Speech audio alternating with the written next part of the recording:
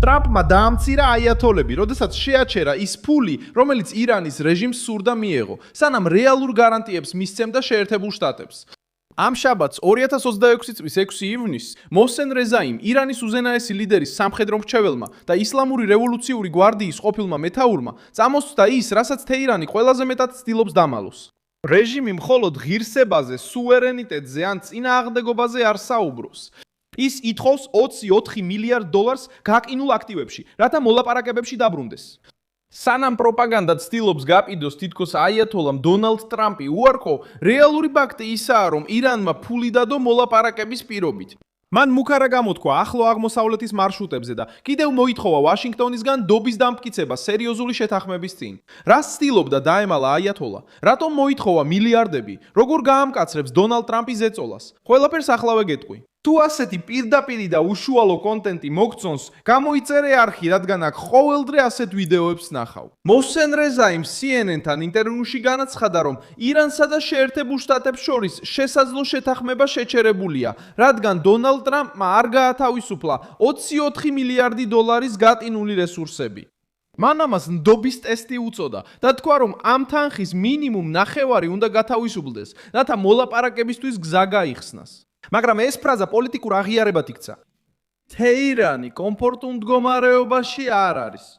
ირანის რეჟიმს ფულის მიღება გარანტიების მიცემამდე სურს, შვება ვალდებულების დამტკიცებამდე და სურს დაბლოკილი აქტივები დეთრის სახლის წინააღმდეგ ზეწოლის იარაღად აქციოს. ტრამპი ამ მახეში არ გაება.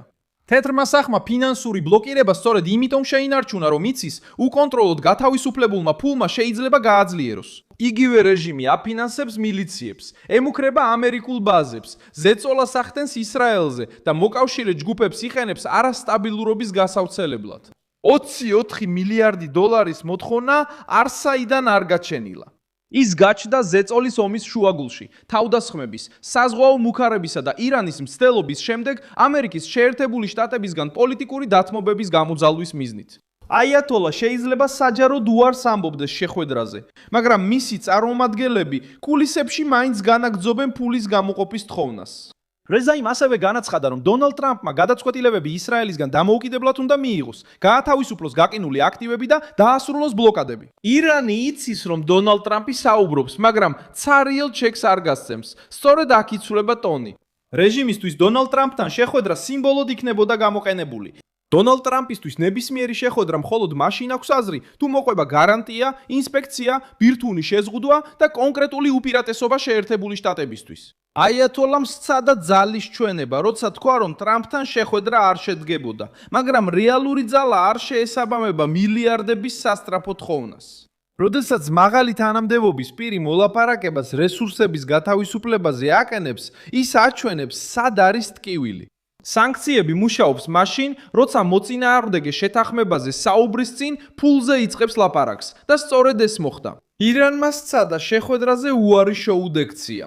მაგრამ თავად რეზაის სიტყვებმა აჩვენა, რომ რეჟიმი ამერიკული ფინანსური ბლოკადის ზეწოლის ქვეშაა. ტრამპის ადმინისტრაციამ ასევე დააკავშირა თავისი წარმომადგენლები სტივ უიტკოფი და ჯარედ კუშნერი ბირთვულ ექსპერტებთან ოუქ რიჯის ეროვნულ ლაბორატორიაში ტენესიში. ეს ნაბიჯი აჩვენებს, რომ თეთრი სახლი არ სურს ტექნიკურ მოლაპარაკებებში ბნელში შესვლა. ირანის ბირთვული პროგრამა მოიცავს ურანის გამდიდრებას, მასალის განადგურებას, გადამოწმებას, ინსპექტირებას და მომავალ შეზღუდვებს.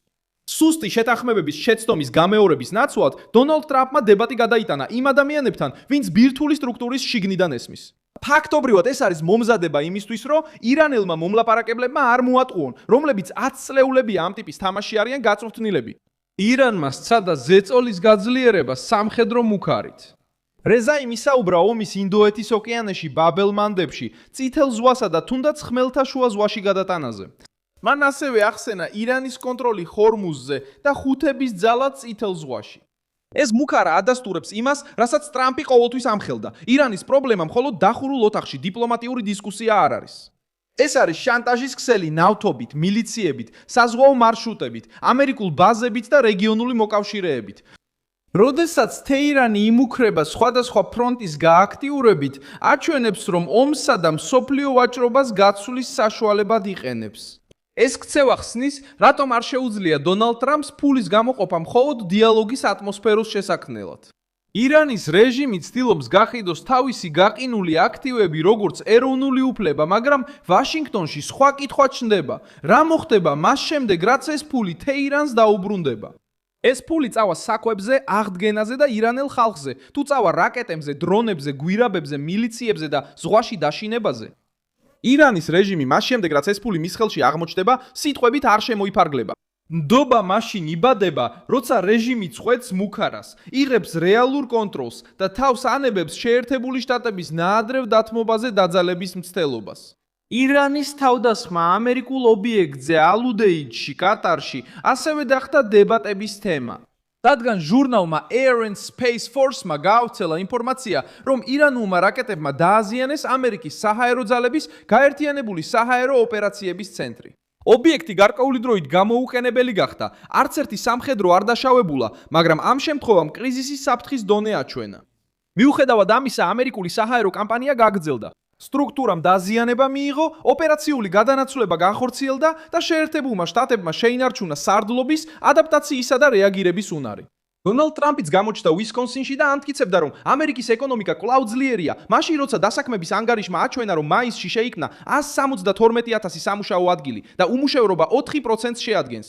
მიუხედავად ომისა ახლო აღმოსავლეთში, ენერგეტიკული დაძაბულობისა და ნერვიული ბაზრისა, შეერთებული შტატების ეკონომიკა ჯერ კიდევ აჩვენებს გამძლეობას. დონალდ ტრამპმა ეს ვითარება გამოიყენა იმის სათქმელად, რომ ის სწრაფად მიიწევს წინ ირანის საკითხში და რომ საწვავისა და სასუქების ფასები შეიძლება შემცირდეს, როდესაც კრიზისი დასრულდება, დიპლომატიური ან სამხედრო ძალის გამოყენებით. ბაზრების ვარდნა კრიტიკოსებმა მარცხის მტკიცებულებად გამოიყენეს, მაგრამ ბაზარი რეაგირებს რისკზე და არა მებრძოლის სათაურზე. ომი, ნავთობი, სანქციები, პროცენტები და ახლო აღმოსავლეთი გავლენას ახდენს ინვესტორებზე. მნიშვნელოვანია ისა, რომ ტრამპი ცდილობს კრიზისის დასრულებას ისე, რომ 24 მილიარდი დოლარი პოლიტიკური ჯილდოს სახით აიათოლასთვის არ გადასცეს.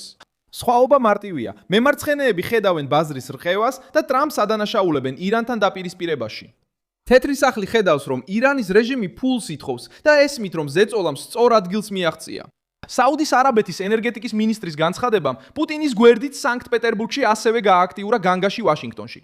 საუდის არაბეთის და რუსეთის დაახლოება აჩვენებს, რომ გლობალური სათამაშო დაფა სწრაფად იცვლება.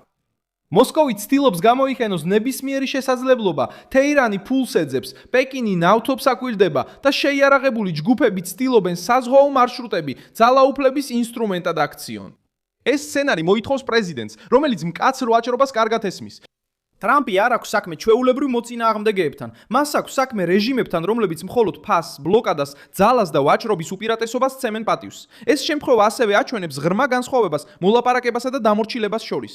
მოლაპარაკება ნიშნავს მოსმენას, შეფასებას, ზეწოლას და მოთხოვნას. დამორჩილება კი ნიშნავს მილიარდების გათავისუფლებას, მანამდე, სანამ კონკრეტულ მტკიცებულებას მიიღებ. ტრამპმა დათანხმდა განხილვას, მაგრამ არ დათანხმდა მოლაპარაკების დასაწყებად წინასწარი საფასურის გადახდას. თეირანი ცდილობდა ლოგიკის შეცვლას, ჯერ ფული, მერე საუბარი. თავად რეჟიმი ქმნის მტკიცებულებას საკუთარი თავის წინააღმდეგ. თუ ფული ითხოვება მაშინ, როცა მუქარა გრძელდება, ვაშინგტონს კიდევ უფრო მეტი მიზეზი აქვს შეინარჩუნოს სანქციები, შეზღუდვები და ტექნიკური მოთხოვნები. მე ვარ მილსონ ალვესი, საერთაშორისო ურთიერთობების სპეციალისტი და ჩემი მიზანია ყოველდღე მოგაწოდოს სანდო ინფორმაცია. სიახლეების ბულები ვიდეოს აღწერაშია. დალაიქე ეს ვიდეო, გამოიწერე არხი და ბოლოს გადახედე კომენტარებს, რომ კიდევ უფრო მეტად ჩაერთო მილსონ ალვესის საზოგადოებაში.